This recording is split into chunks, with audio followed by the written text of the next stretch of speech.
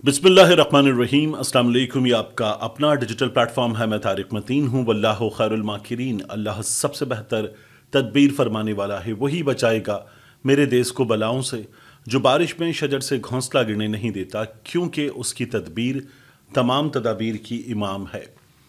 आज 5 फरवरी है, यौम यकजहती कश्मीर है। आज के दिन मेरा आपसे ये पहला इंटरेक्शन। अहम तरीन ख़बरें हैं।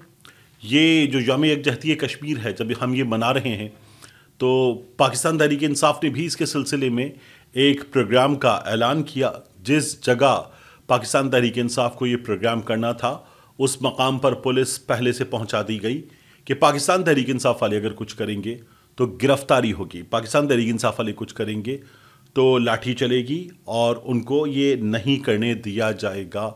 ये पाकिस्तान में एक नई चीज़ है, क्योंकि इससे पहले ये नहीं हुआ कि कोई सियासी जमात कश्मीर पे, फ़लस्तीन पे, किसी इंसानी हुकूक़ के मसले पर बैनुल अक़वामी तौर पर मुसलमानों के साथ जो जुल्म ज़्यादती हो रही है, उस जुल्म ज़्यादती पर पाकिस्तान में एहतजाज करना चाहे, आवाज़ उठाना चाहे और वो भी ना करने दी जाए। ये पाकिस्तान तहरीक इंसाफ के केस में हुआ है। एक बार फिर पाकिस्तान तहरीक इंसाफ के लाहौर में उस मकाम पर यह किया गया। पाकिस्तान तहरीक इंसाफ वाले कहते हैं फिर भी हम अपना इवेंट करेंगे, देखते हैं क्या बनता है। लेकिन ये सबसे अहम सूरत हाल थी जो आज के दिन के हवाले से। इसके अलावा पाकिस्तान तहरीक इंसाफ ने, उनके साथ फजलुर रहमान साहब ने 2, शाहिद खाकान अब्बासी साहब 3, मुस्तफ़ा नवाज़ खोखर साहब 4, साहिबजादा हामिद रज़ा साहब वैसे ही इत्तेहाद में शामिल हैं लेकिन उनकी जमात 5, महमूद खान अजगज़ई 6, फिर उसके बाद इस इत्तेहाद में फजलुर रहमान साहब, फिर दीगर लोग, ये सब शामिल हुए और ये इजलास रखा गया खुफिया। अचानक खबर आई कि असद कैसर साहब के घर पर ये इजलास हो रहा है, क्योंकि वो सहाफ़ी जो बीट कवर करते हैं पाकिस्तान तहरीक इंसाफ की, जो फजलुर रहमान साहब की जमात की बीट कवर करते, उन्हें भी ये बिल्कुल लास्ट मोमेंट पे पता चला और फिर उसके बाद मीडिया बाहर मौजूद था। इस मुलाकात के एक हिस्से के बाद मीडिया को बताया गया तो मीडिया बाहर पहुंचा है। इसको खुफिया रखा गया था। खुफिया रखने का मकसद ये था कि मुख्तलिफ चीज़ें हो जाती हैं और हुकूमत की जानिब से या दीगर ताकतों की जानिब से कर दी जाती हैं, तो इसलिए पाकिस्तान तहरीक इंसाफ ने इसको खुफिया रखा। इजलास हुआ और इजलास के बाद जो एलामिया हमारे सामने आए, जो चीज़ें आईं, उन पर तो आगे जाकर बात करेंगे। लेकिन उससे पहले आप देखिए कि इस बात पर इत्तेफाक हुआ कि मज़ीद बैठेंगे, बैठकर कुछ चीज़ें आगे बढ़ाएंगे और ये जो इकट्ठ है, इस इकट्ठ को, इस यूनिटी को आगे जारी रखा जाएगा। कुछ म्यूचुअल गोल्स हैं, उनको हासिल किया जाएगा, सड़क का रास्ता इख्तियार किया जाएगा, ये तय किया गया और इसी वजह से इसको बहुत बड़ा ब्रेक थ्रू कहा जा रहा है साहिबजादा हामिद रज़ा साहब की जानिब से।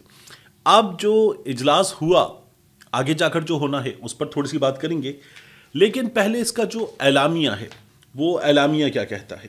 वो एलामिया कहता है कि सियासी सूरत हाल पे, मुआशी सूरत हाल पे, सिक्योरिटी सूरत हाल पे गुफ्तगू की गई, दरपेश ख़तरात का अहाता किया गया, सब ने इस बात का इयादा किया। यानी ये पहले से इत्तेफाक था लेकिन दोबारा इस पर बात की कि ये गैर नुमाइंदा हुकूमत है, मुसल्लत शुदा हुकूमत है।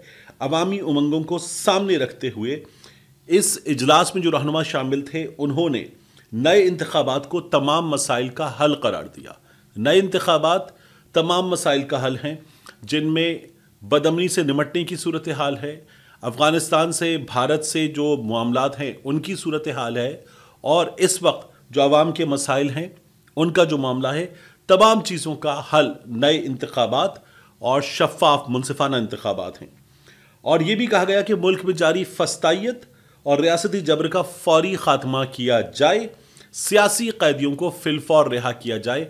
और इस बारे में बात हुई कि क्या तमाम शुरका में इस बात पर इत्तेफाक था कि तमाम कैदी सियासी है, इमरान खान साहब समेत, तो कहा गया कि जी इस बात पर इत्तेफाक था। और पीका, prevention of electronic crimes act, तो पीका एक काला कानून है, इसको फिलफौर ख़त्म किया जाए। ये जो पेशरफ्त हुई है इस इजलास की शक्ल में, इसको बढ़ाने, मज़ीद मौसर करने और अवामी हिमायत हासिल करने का सिलसिला जारी रहेगा। अब एक चीज़ देखिए आप, मैं अब जो निकात आपके सामने रख रहा हूँ کہ میڈیا نے کیا کیا، میڈیا نے زیادتی کیا کی. میڈیا نے کہیں بھی اس کی خبر دیتے ہوئے، مثال کے طور پر اگر بڑے اخبارات، بڑی ویب سائٹس کی بات کریں تو جنگ، جیو، ایکسپریس، اس کے علاوہ ویب سائٹس میں جو چینلز نہیں ہیں ان میں اردو پوائنٹ اور باقی بڑی ویب سائٹس، ان میں سے کسی نے بھی اس خبر کو ڈھنگ سے رپورٹ نہیں کیا. کیونکہ مولانا فضل الرحمان نے جو گفتگو کی، انہوں نے کہا کہ تمام پارٹیاں متفق ہیں کہ 8 فروری کا الیکشن دھاندلی زدہ تھا اور یہ عوام کا مینڈیٹ نہیں ہے. جو حکومت بیٹھی ہوئی ہے یہ عوام کا مینڈیٹ نہیں ہے. اسٹیبلشمنٹ نے اپنی مرضی کا مینڈیٹ مینج کر کے اپنی مرضی کی حکومتیں بنائی ہیں. اسٹیبلشمنٹ کی حکومت ہے، اسٹیبلشمنٹ نے مینڈیٹ مینج کیا. یہ فضل الرحمان صاحب کے الفاظ اس میں، یہ کہیں رپورٹ نہیں ہوا. میڈیا نے یہ جملہ کہیں رپورٹ نہیں کیا. میری ایک دو جگہ بات ہوئی، انہوں نے کہا یہ بتایا گیا کہ اس طرح سے رکھنا ہے، ٹون ڈاؤن رکھنا ہے، اور ہم نے یہ کیا. ہمیں ہمارے بڑوں کا کہا گیا کہ یہ آپ کو کرنا ہے. پھر آگے یہ کہتے ہیں فضل الرحمان صاحب کہ ان لوگوں کو مزید مسلط رہنے کا کوئی حق نہیں، فوری طور پر مستعفی ہو کر اثر نو انتخابات کا اعلان کر دینا چاہیے. شہباز شریف صاحب، یہ حکومت، آصف علی زرداری صاحب مستعفی ہوں فوری طور پر اور نئے انتخابات کا اعلان کر دینا چاہیے. الیکشن کمیشن کے حوالے سے فضل الرحمان نے کہا کہ ناکام رہا، منصفانہ شفاف الیکشن دینے میں ناکام رہا. اس کی مدت پوری ہو گئی ہے مگر حکومت نے ریٹائرمنٹ کے باوجود اس الیکشن کمیشن کو برقرار رکھنے کا جواز فراہم کیا ہے. اخلاقی طور پر ان لوگوں کو چاہیے کہ یہ مستعفی ہو جائیں، نیا الیکشن کمیشن وجود میں آئے، وہ با اختیار اور غیر جانبدار ہو اور قوم اس پر اعتماد کر سکے. یہ کہا گیا ہے اس گفتگو میں جو ہمارے سامنے آتی ہے جب شاہد خاقان عباسی، فضل الرحمان، دیگر لوگ باہر آتے ہیں اور میڈیا سے بات کرتے ہیں، اسد قیصر وغیرہ. تو یہ ہمارے سامنے سچویشن ہے. یہ آگے جا کر سڑک پر بھی یونائٹڈ ہوں گے.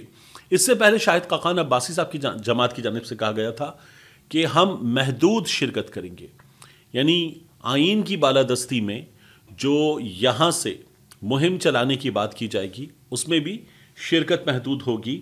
لیکن اب سچویشن کچھ مختلف ہوئی ہے اور شاہد خاقان عباسی نے باقی رہنماؤں کے کہنے پر اس کا اعلامیہ پڑھا اور فضل الرحمان نے کہا کہ ہم شاہد خاقان عباسی صاحب سے کہیں گے کہ مزید چیزیں بھی کریں، جو ایک ساتھ بیٹھنا ہے، یونائٹڈ ہونا ہے، اس کے لیے. اس کے بعد خط جو لکھا گیا، عمران خان صاحب نے اس خط پہ مزید بات کی اور کہا کہ ہماری خواتین کے گھر توڑے گئے، چادر کا، چار دیواری کا تقدس پامال کیا گیا. خواتین کی حرمت کی پامالی ملک کی تاریخ کی ایک نئی ریت ہے جس کا صحرا اس فسطائی رجیم اور اس کے اعلی کاروں کے سر ہے. عمران خان صاحب مزید کہتے کہ ہماری خواتین کو گریبانوں سے پکڑ کر گھسیٹا گیا. خواتین کی حرمت کی پامالی ملک کی تاریخ کی ایک نئی ریت ہے جس کا صحرا اس فسطائی رجیم اور اس کے اعلی کاروں کے سر ہے. عمران خان صاحب کی جانب سے یہ جو اڈیالہ میں صحافیوں سے گفتگو کی گئی، اس میں کہا گیا کہ کل بھی اپنے خط کے ذریعے پاکستان میں فوج اور عوام کے درمیان بڑھتی ہوئی خلیج کی نشاندہی کی تھی. اس وقت کی اہم ترین ضرورت ہے کہ آرمی چیف کے نام لکھے گئے میرے خط کے نکات کو ذہن میں رکھ کر اداروں کی پالیسیز پر نظر ثانی کی جائے. یہ عمران خان صاحب کی جانب سے اس خط کے حوالے سے بات ہوئی ہے. ایک انٹرویو بہت وائرل ہو رہا ہے، آخر میں آپ سرچ کروں. اس انٹرویو میں آصف کربانی صاحب جو مسلم لیگ نون پر، میاں نواز شریف پر، اس جماعت کے لوگوں پر بڑی کڑی تنقید کرتے ہیں گزشتہ کچھ عرصے سے، اور یہ میاں نواز شریف صاحب کے سب سے قریبی جو ساتھی تھے ان میں شامل ہوتے تھے. یہ آصف کربانی صاحب بات کر رہے تھے اور پروگرام تھا سما پر افتخار احمد صاحب کا. تو وہاں بات کرتے ہوئے کربانی صاحب نے کہا کہ عمران خان صاحب سے ملنے میاں صاحب گئے تھے جب عمران خان صاحب 2013 کے الیکشن سے 2 روز پہلے گر گئے تھے، جو فوک لفٹر کے ذریعے اوپر لے جایا جا رہا تھا، گر گئے تھے. تو وہ یہ کہتے ہیں کہ میں بھی میاں صاحب کے ساتھ گیا. میاں صاحب نے عمران خان صاحب سے کہا کہ مجھے بڑا افسوس ہے کہ آپ کو یہ حادثہ پیش آیا اور یہ کہ ہم مل کر چلیں گے. یہ میاں صاحب نے بات کی تھی. عمران خان صاحب نے کہا تھا کہ جی میں آ جاؤں صحت مند ہو کر، پھر اس پر بات کریں گے.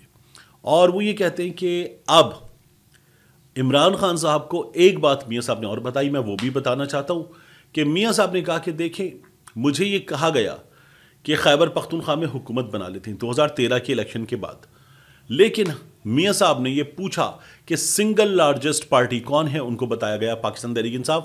تو میاں صاحب نے کہا پھر ٹھیک ہے، ان کا حق ہے، وہ حکومت بنائیں گے، ورنہ میاں صاحب حکومت بنا لیتے.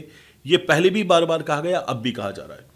تو آپ پارٹی پوزیشن گوگل خود کر لیجئے، اور جب آپ کو پارٹی پوزیشن پتہ چلے گی تو آپ کو نظر آئے گا کہ 58 سیٹیں، مخصوص نشستیں نان مسلم کی، ویمن کی، اور جیتی ہوئی سیٹیں سب ملا کے پاکستان تحریک انصاف 58 کے نمبر کے ساتھ موجود تھی، اور 63 سیٹیں چاہیے تھیں۔